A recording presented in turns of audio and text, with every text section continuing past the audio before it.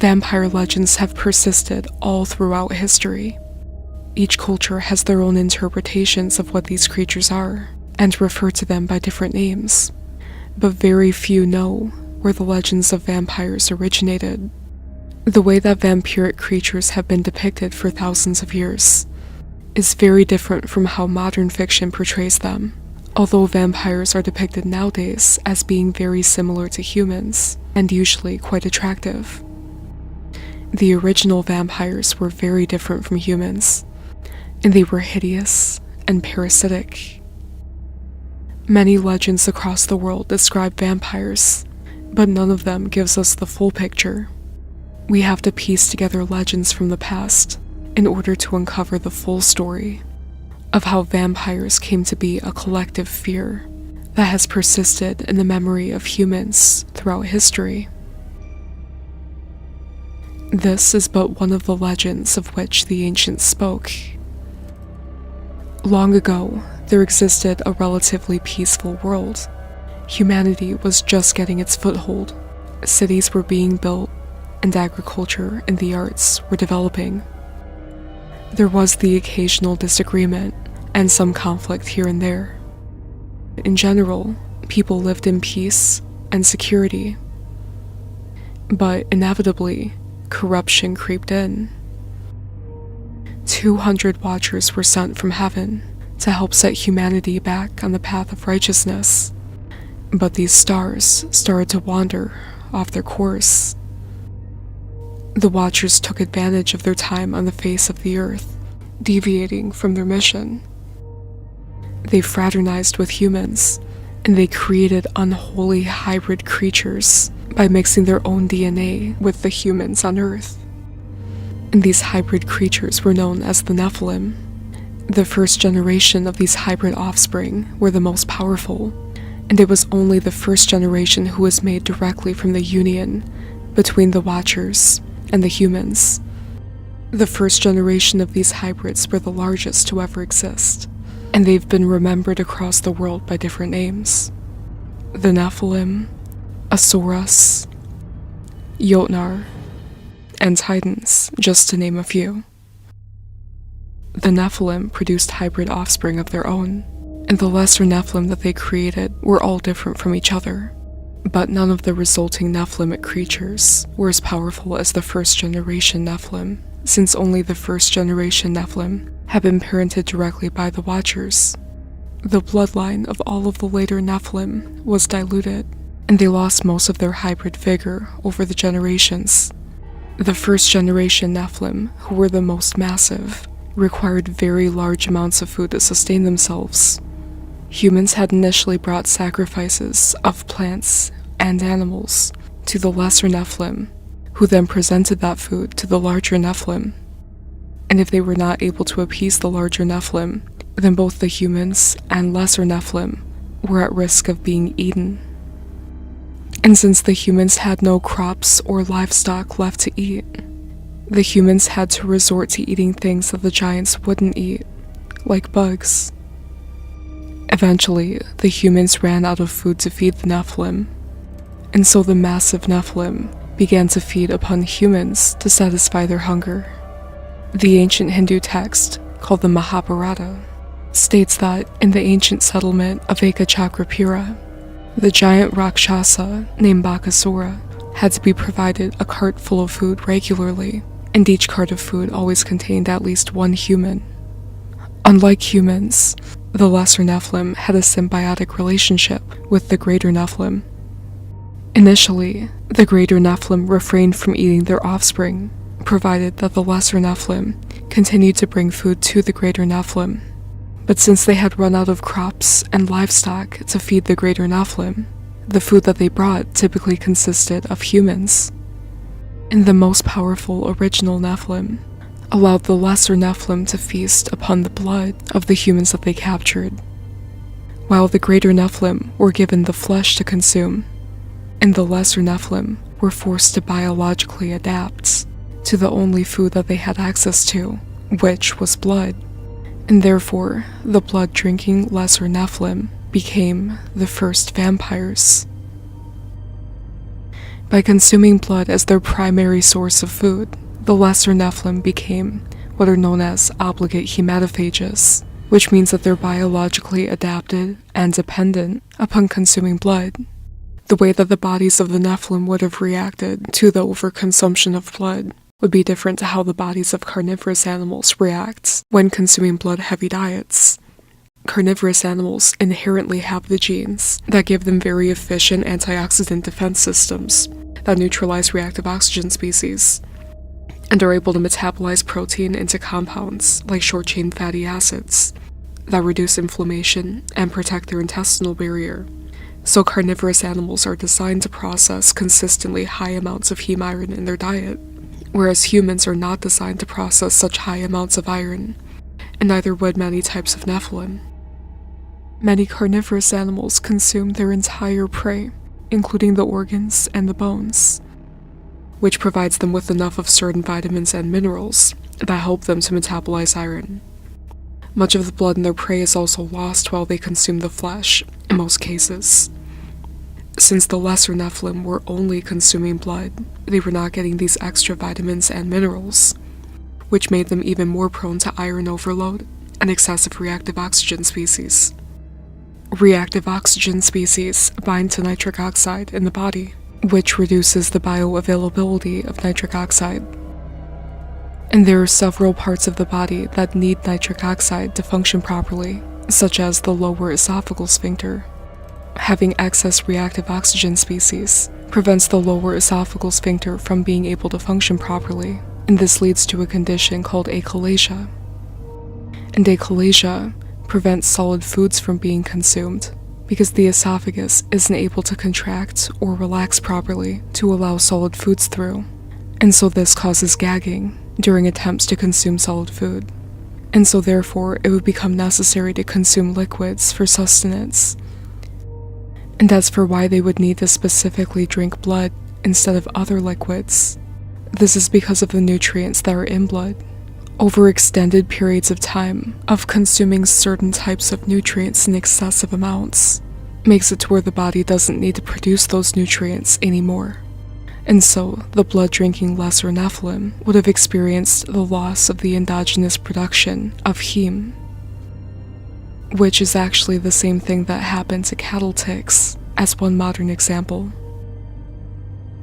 And so this would be another reason as to why the vampiric lesser Nephilim had become bound to blood drinking, and another reason as to why the lesser Nephilim would need to continue drinking blood specifically, instead of drinking other liquids like broth, is because their initial consumption of blood would have inhibited their UROD enzyme because of the excess reactive oxygen species produced in response to iron overload.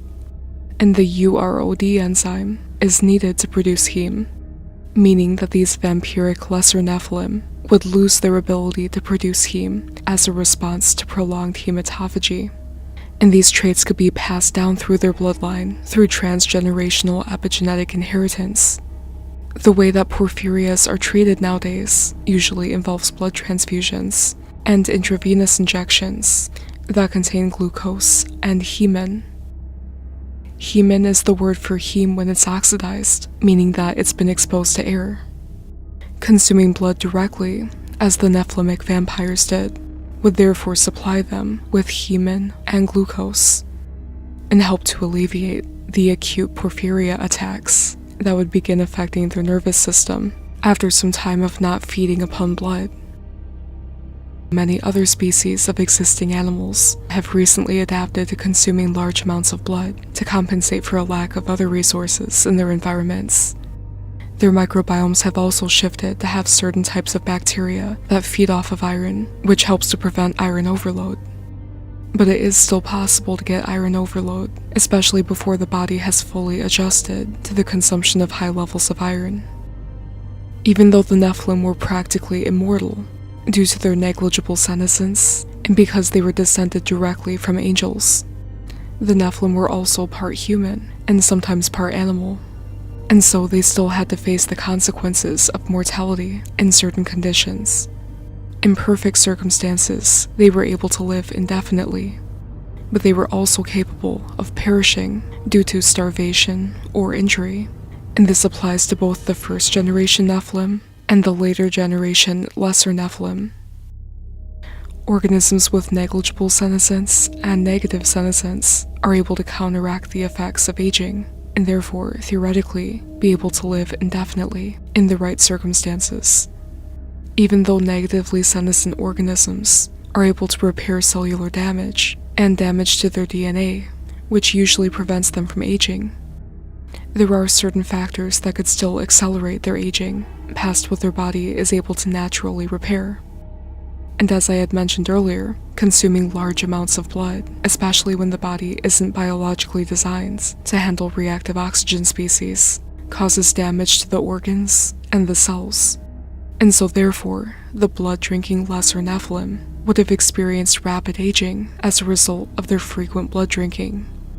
But this isn't necessarily the case, depending on who they were consuming blood from. And this would explain why vampires are known to seek out the blood of younger organisms, specifically. They usually consume the blood of younger people in order to reverse aging and appear younger.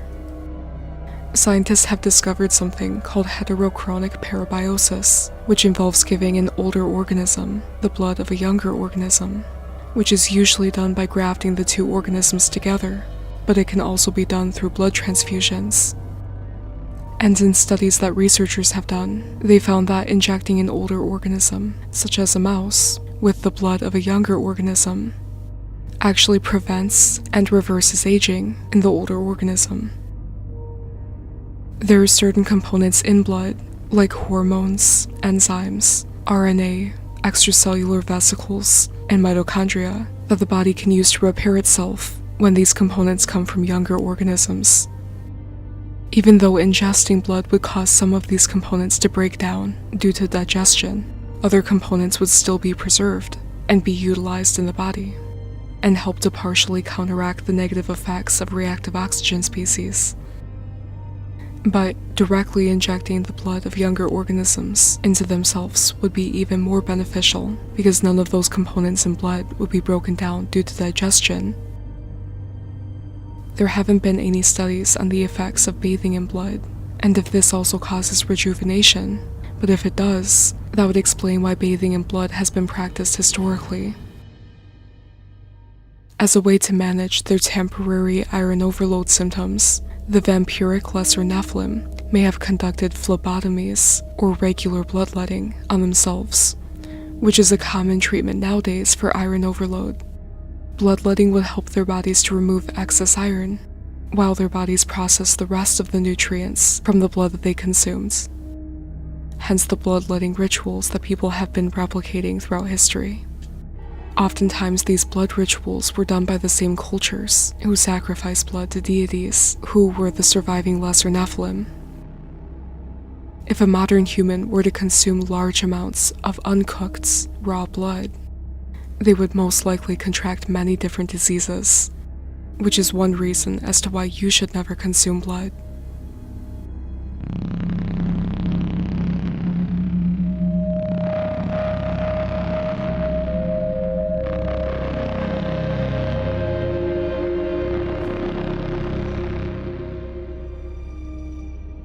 As time went on, there were less humans available for the Nephilim to eat. The remaining humans hid from the Nephilim so that they wouldn't be eaten. And once that occurred, the original Nephilim started to turn on their own hybrid children due to their insatiable hunger, causing many of the lesser Nephilim to flee and hide in places like cave systems.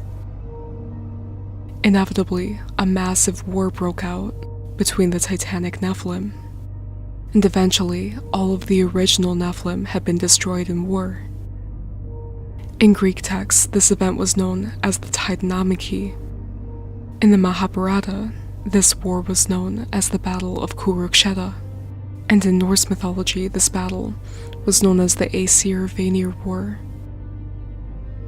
This battle between the giants was also described in the Book of Enoch. The Watchers, who were the fathers of the first-generation Titanic Nephilim, were imprisoned by the archangels Raphael and Michael beneath the earth under the orders of God. All of the harm that the original Nephilim had caused humanity in order to sustain their lives had been in vain. With the conclusion of the Titan Wars, humanity had the chance to start recovering, with their biggest threat eliminated, but there were still other threats lurking in the shadows. Many of the freakish offspring of the Nephilim were still around, including those who had lived with the original Nephilim and who had become biologically dependent upon the consumption of fresh blood. Once the Titanic Nephilim were eliminated in battle, the blood-drinking smaller Nephilim who had not perished in the Titan Wars were still bound to blood drinking, and they went out and hunted for their own food as vampires.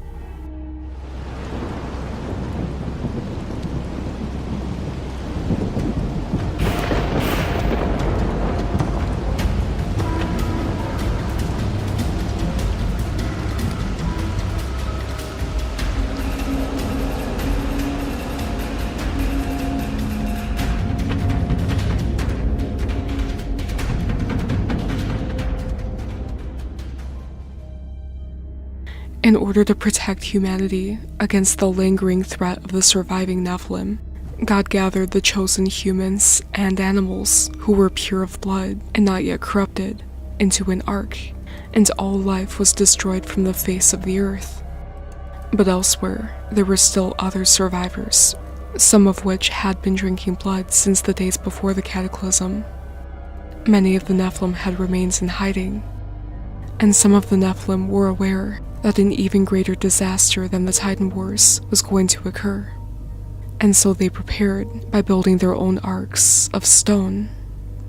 According to the writings of Abu Balki and the Handbook of Freemasonry, the people and giants in the ancient world were made aware that a great disaster was going to occur and destroy the world, but they didn't know if this disaster would be by fire or by water. And so they built structures that could survive either. And some of these structures were designed to be hermetically sealable in order to keep out any water in the event of a flood.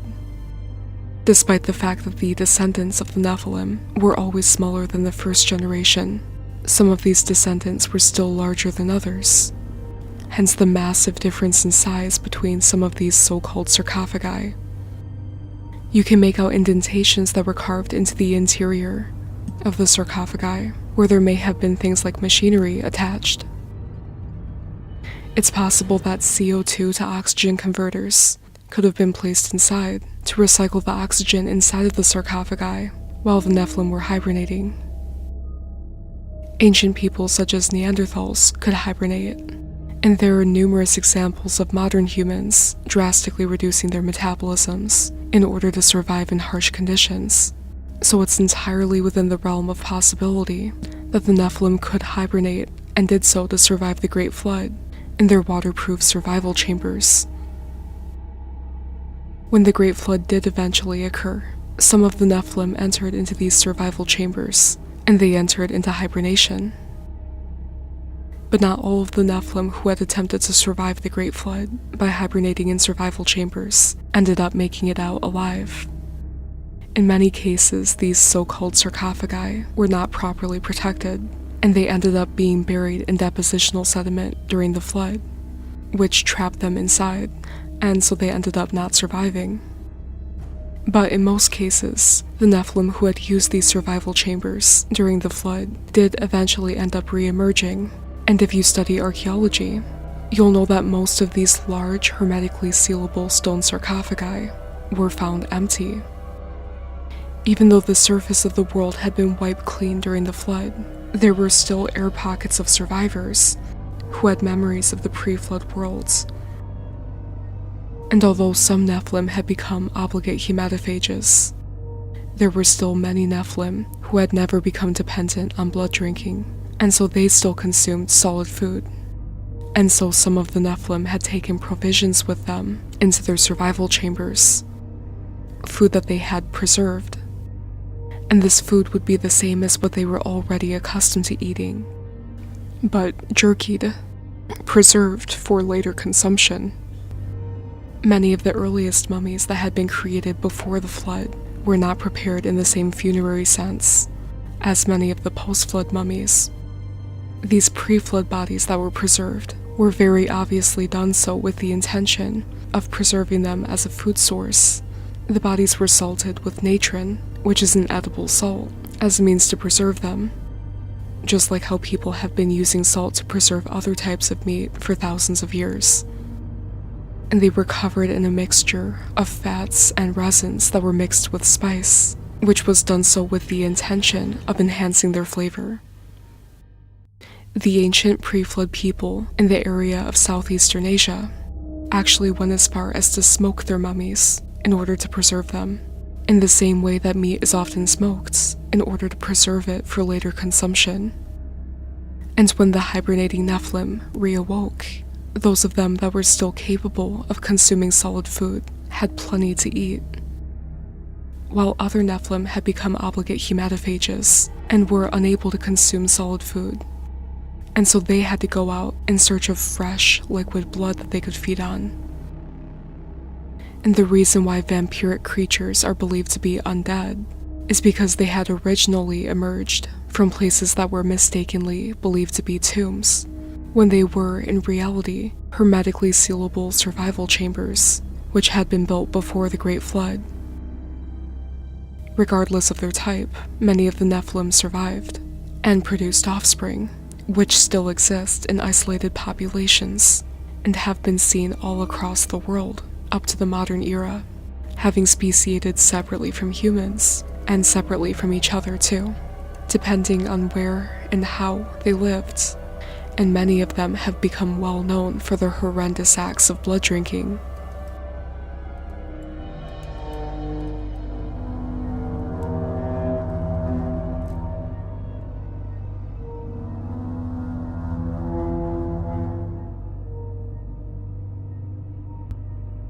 The reason why the vampiric Nephilim chose to remain in hiding after the Titan Wars, and for the most part, after the Great Flood, is actually related to their blood drinking, which can trigger a variety of biological responses, such as porphyria, and this condition results in a buildup of porphyrins in the bone marrow. And these porphyrins make their way to the skin, which causes massive sensitivity to sunlight, which can cause the cartilage on the ears and the noses to be lost due to damage, and can also cause other affected body parts like the fingers to be lost due to severe burns. And porphyria also sometimes causes hypertrichosis, which protects any skin that's exposed to sunlight. So vampiric Nephilim would only be able to go out at night comfortably, and they would attempt to acquire blood to feed on while safely hidden from the sun. Long-term iron overload would result in organ damage, especially to the liver and the skin, and this would make the effects of porphyria permanent, which is why, even though the bodies of the vampiric Nephilim would have adjusted to regular blood consumption over time, they would still have to avoid sunlight for the rest of their very long lives, or else they might physically face the consequences of severe burns. And the avoidance of sunlight would have negative consequences on their offspring over generations, especially if the blood drinking habits were passed down generationally. Iron overload can cause iron to accumulate in the skin cells. In non-albino people, this can trigger the overproduction of melanocytes, causing a more bronze appearance. But in people with lower melanin production rates, their skin instead develops a silvery or slate gray appearance, which would explain why many of the different types of creatures that people have cited often have gray skin.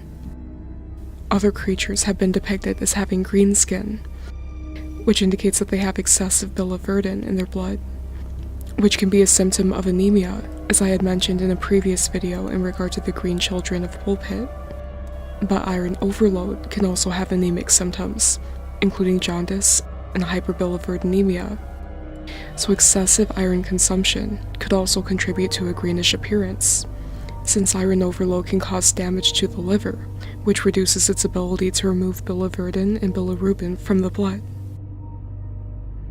And various different types of skin discoloration that could be caused by iron overload anemia or hemochromatosis is seen in many of the larger-sized people depicted in older mythological texts, especially the figures who were associated with blood sacrifices. This is another reason as to why vampires are mistakenly believed to be undead, because their skin often has a gray hue due to hemochromatosis, as a result of their body's response to hematophagy.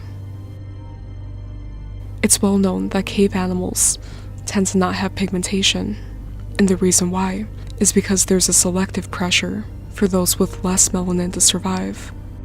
And the reason why is because producing melanin requires a substantial amount of energy from the body, which burns calories. And so this can actually be detrimental in conditions where food is not abundant, but only if melanin is not necessary. Because not having melanin makes the skin very sensitive to sunlight, and also prone to skin cancer, which is what happened to Snowflake the albino gorilla, even though his zookeepers gave him sunscreen daily.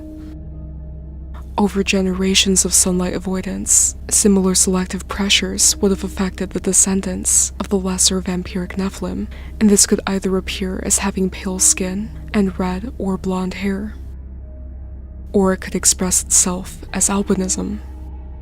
And this lack of melanin would cause a positive feedback loop of avoiding sunlight and facing more selective pressures for having less melanin. People with albinism tend to have the same physical traits that vampires typically have, being pale skin, white hair, and bright red eyes. And the reason why is because they have no melanin to tint their skin, hair, or eyes. The reason why their eyes are often red is because they have no melanin to tint their irises. And so the reason why they appear to be red is because you're actually seeing their blood vessels. And if a person who has albinism were to also have jaundice, and therefore a buildup of bilirubin in their blood, then their blood would appear to be yellow, and therefore their skin and their eyes would appear to be yellow, hence why many vampires are depicted as having yellow eyes. The reason why vampires are said to have cold skin could actually be because of a trait that's shared with other organisms that have negligible or negative senescence. There have been some different types of mammals which were actually cold-blooded, such as the Myotragus bularicus goat and the naked mole rat. And in mammals, this is called poikilothermy. And poikilothermy is an adaptation to living in low-resource environments. It also happens to be a trait that negligible or negatively senescent organisms share in common. Poikilothermic organisms have a lower metabolism than warm-blooded animals, and this makes it so that they can survive significantly longer, even without access to food. Both vampiric and non-vampiric Nephilim are said to be immortal, indicating that they have negligible or negative senescence, which means that they were also likely to have been poikilothermic, hence their colder skin. There are other traits that are commonly associated with vampires, such as sharp teeth and pointed ears. It is entirely possible for people to be born with these traits, even just randomly, and these mutations are heritable, so they can be passed on to offspring, such as in the case of hypohidrotic ectodermal dysplasia. People with this condition tend to have sharp teeth due to a lack of enamel, and they also generally don't grow adult teeth, and so their initial pointed teeth are permanent. And while their teeth can be fixed by a dentist, if they don't receive treatment, then their teeth remain pointed into adulthood. And the hair that they do have tends to be very sparse and falls out easily. And another interesting feature is that they usually have no sweat glands. A condition like hypohidrotic ectodermal dysplasia would actually be useful for stealth, either for hunting or hiding. Back in the 17th and 18th centuries in Japan, the shinobi ninjas avoided eating foods that had a strong aroma to prevent their bodies from having any detectable scent, including from their sweat, so that they would be able to sneak up on their targets without being detected. Those among the cave-dwelling vampiric lesser Nephilim who may have lacked sweat glands would be able to survive longer by evading detection and be able to hunt and hide more effectively because of a lack of body odor, since they had no sweat glands. And they would pass down these traits to their offspring, making it so that the absence of sweat pores and other mutations along the same genetic pathway would be more common in their respective populations over the generations. Hence why some types of Nephilim, who had descended from the same bloodlines, have the same traits. Of course, I'm not saying that all people with this condition are descendants of Nephilim or cave dwellers. Hypohidrotic ectodermal dysplasia can affect other species too, aside from humans, and might be more prevalent in certain isolated populations of other species, such as the descendants of the Nephilim, who had survived in some regions. Many descendants of the Nephilim that people have encountered throughout history, which tended to also be vampiric, in some cases seem to also have hypohidrotic ectodermal dysplasia, or a similar genetic condition. And other isolated populations of Nephilim descendants have other physical traits that were passed down throughout their respective isolated populations, with some offspring resembling trolls, and others having larger eyes and frailer bodies, and some resembling Bigfoot or dogmen based on their genetic makeup. The Nephilim didn't always have only human and angel DNA. Oftentimes they also had animal DNA too. There are certain non-human entities that have been encountered, and the traits that they're described as having are consistent with what would be expected of cave-dwelling, hematophagous organisms. The typical gray aliens have large eyes, which are consistent with the characteristics that animals living in low-light environments have. Nocturnal animals like owls and felines have larger retinal orbits, and in some cases their pupils span the entire visible surface of their retinas in order to maximize their light absorption. And long-term avoidance of light could actually cause an atrophy of the iris sphincter muscle, and this would make it to where their pupils are unable to constrict properly, which would explain why these creatures have large black eyes, because of their living in low-light environments long-term. Sometimes in lighter environments, light enters into their eyes and bounces back off of their retinas, which makes their eyes appear to glow red.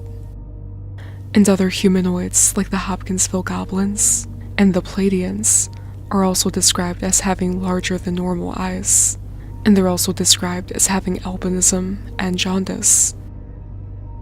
And these goblin-like creatures that are called aliens also are described as having gray skin, which again is an indication of hemochromatosis due to excess iron consumption. Many aliens are also described as having green skin, similar to goblins, which, as I had mentioned earlier, is an indication that they have a buildup of biliverdin in their blood, which is a symptom of iron overload anemia, as well as acquired refractory iron deficiency anemia, which can be caused by a shutdown of heme synthesis and could be acquired as a response to the overconsumption of heme. And the chupacabra was described as having a similar appearance to aliens. If these creatures are emerging from caves, such as one of the many caves in Puerto Rico, this would explain how they're able to emerge suddenly and then go back into hiding. Unlike the previously mentioned Nephilim descendants that did not have sweat glands, other types, such as the chupacabra and the creatures cited in Varginha, Brazil, still did have sweat pores, and were described as having a very strong odor. Blood contains high amounts of amino acids and nitrogenous waste products, which a blood-drinking creature would excrete out in the form of ammonia. And this is the most likely to occur with a diet that's very high in amino acids and low in carbs and fats, because ammonia is a byproduct of amino acid breakdown. And blood is very high in amino acids, which the body can readily use as a food source and even convert into glucose using gluconeogenesis, and fats through lipogenesis. If these creatures consume blood as their primary food source, that would explain why their jaws are so small, because the muscles in their jaws are undeveloped due to not being used, since they don't have to chew blood, similar to the jaw shrinkage and malocclusion that humans experienced during the agricultural revolution.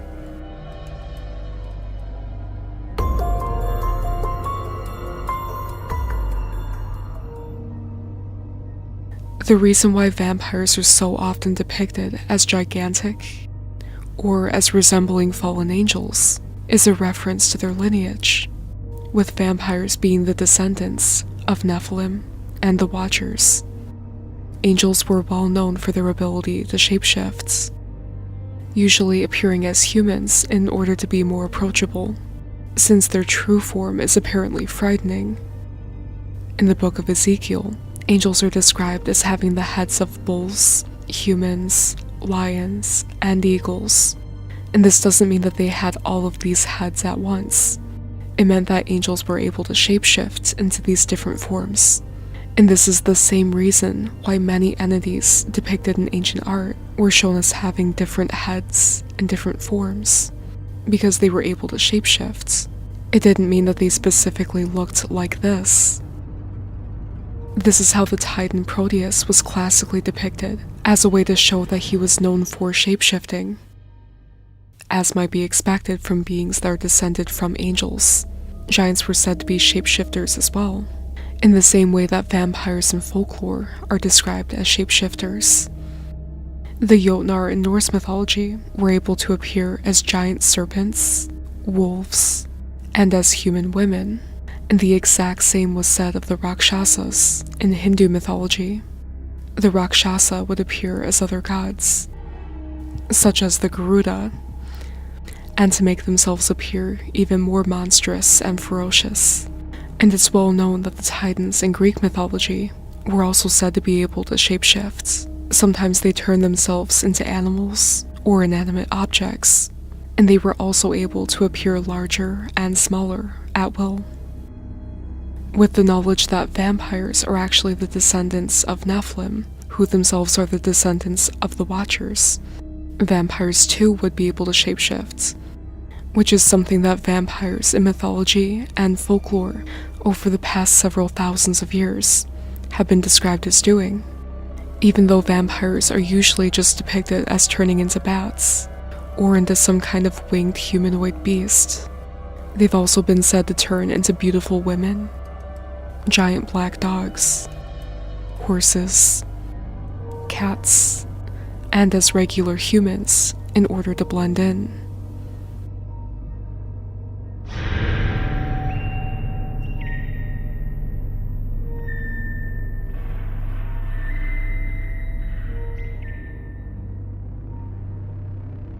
When humans die, their souls rest until Judgment Day. However, Nephilim were abominations at birth, causing their souls to be instantly condemned, which means that when Nephilim die, they do not sleep until Judgment Day. They're cursed to wander the earth, awake and still hungry for worldly pleasures, which is why they possess people and animals. The rogue spirits of dead Nephilim are known as demons. When God-fearing humans pray for protection over their households, God protects them from evil entities. Since vampires have an evil, condemned soul, they're also prevented from entering into a blessed household, and therefore vampires, and any other type of evil creatures, such as aliens and the black-eyed children, are only able to enter into a blessed house if the owner is stupid enough to invite them in, which is why these entities have to ask for permission to enter and make up various excuses to come inside. The same applies to evil entities being able to enter into bodies. God's protection of your household and your body applies to all types of Nephilim, living or dead. And this is the same reason as to why vampires are warded off by crucifixes and the name of Jesus.